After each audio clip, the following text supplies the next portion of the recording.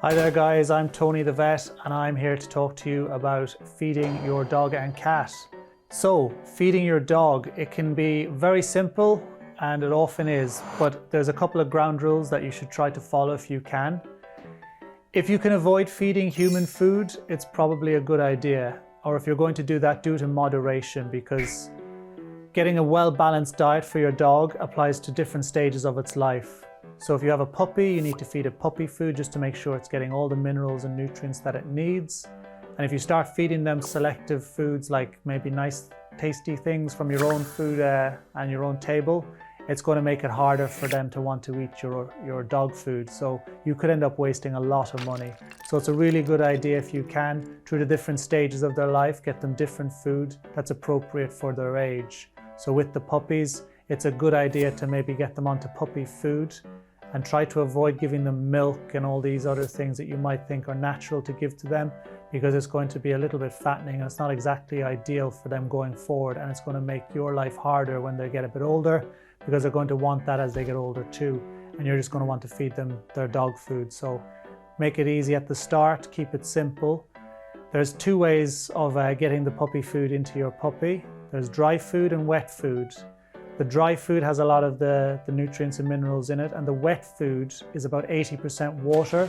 So if you are going to use the two together, what you could do is add the wet food to the dry food and let it stand just for a little time, just so it soaks into the dry food. Then the wet food and the dry food combine and the puppy will have to eat the whole thing at once rather than just selectively eating the wet food.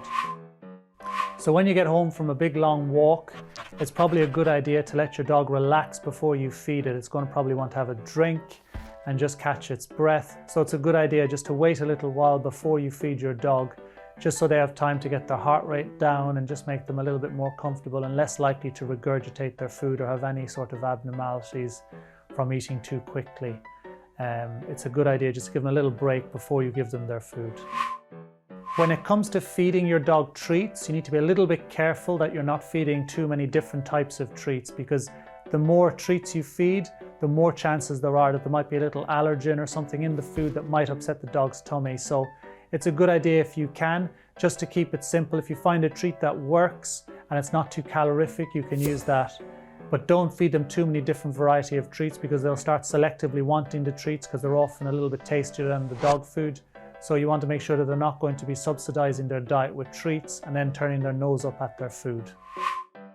When it comes to feeding your cat, cats are quite simple. I always like to think of cats as tiny lions. They eat meat and that's what they're designed to eat, but they don't just eat the flesh. They should be, if they're in the wild, they'd be eating skin and bone and things like that. So it's important that you get a good quality cat food and they're getting a nice balanced diet. If you're just feeding them meat, it's not going to be making sure they're getting everything that they need. So it's a good idea if you can to get a good quality commercial cat food, and that can be something that they'll eat. If they're hunting as well, that's going to be part of their diet ration, so they're going to be eating that as well. So sometimes if your cat comes in and it's not particularly peckish and it's an outdoor cat, it may have eaten when it was outside. Another thing to watch out for with cats is when they're roaming around, other people have a fondness for feeding them.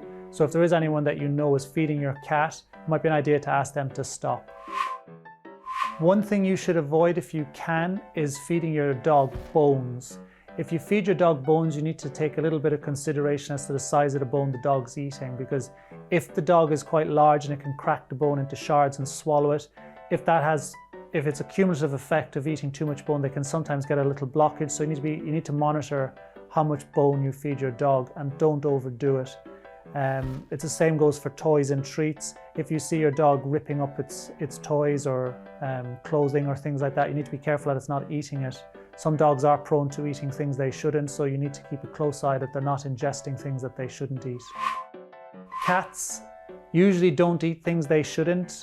The only issue you might have with cats is if they have been exposed to another cat that's ill.